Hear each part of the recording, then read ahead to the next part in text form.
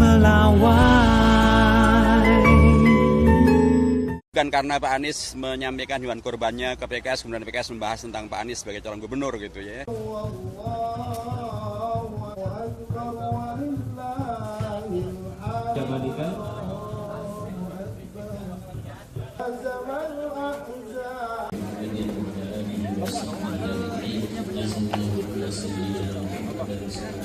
Pak Anies Rashid Baswedan sudah terbiasa dengan PKS dan setiap tahun juga beliau memberikan hewan kurbannya, diantaranya untuk disembelih di PKS. Tentu juga beliau memberikannya di tempat-tempat yang lain.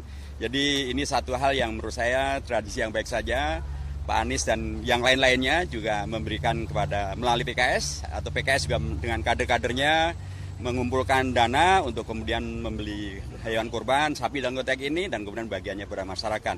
Tentu sekali lagi bagi Pak Anies menurut saya ini bukan karena akan ada pilgub, tapi memang dulu-dulu pun juga sudah selalu demikian, terbiasa. Berapa banyak Pak yang kalau dari Pak Anies sendiri? Kalau di sini satu ya, tadi yang disembelih dan saya menyaksikannya hewan kurban sapi dan sangat gemuk, sangat berisi dan sangat kuat gitu kayaknya.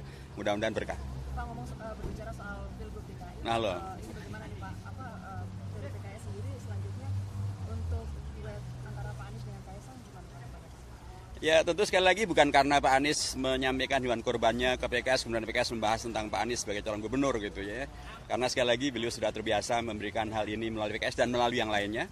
Dan bagi PKS kebersamaan ini memang selayaknya terus bisa kita lanjutkan, yang baik terus kita lanjutkan begitu ya. Adapun tentang pencalonan gubernur Pak Anies, sampai hari ini PKS masih membahasnya pada tingkat calon gubernur untuk eksternalnya, dan adapun untuk calon wakil gubernur kami masih membahas di internalnya, internal kader PKS untuk dicalonkan. Bila Pak Anies dicalonkan sebagai calon gubernur dan bila nanti DPP memutuskan, karena sampai hari ini yang mengusulkan memang DPW tapi masih dalam proses pembahasan di DPP. Bila nanti DPP memutuskan misalnya Pak Anies sebagai calon gubernur dari PKS dan misalnya nih beliau dicalonkan juga oleh partai-partai yang lain sehingga beliau kemudian di atas namakan lintas partai, maka tentu wajarnya PKS mengajukan calon wakil gubernur dari PKS. Karena kan PKS sebagai pemenang pemilu di Jakarta dan wajarlah.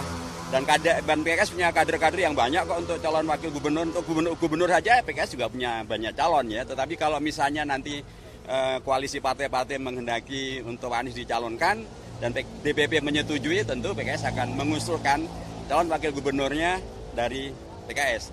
Periode yang lalu PKS sudah mendukung Pak Anies, calon gubernur, calon wakil gubernurnya nggak ada dari PKS tuh. Maksudnya sekarang nggak ada lagi.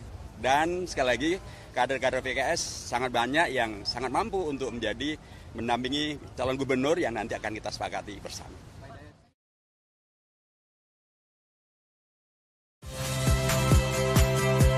Saya Priska Clarissa. Saksikan program-program Kompas TV melalui siaran digital, pay TV, dan media streaming lainnya. Kompas TV, independen, terpercaya.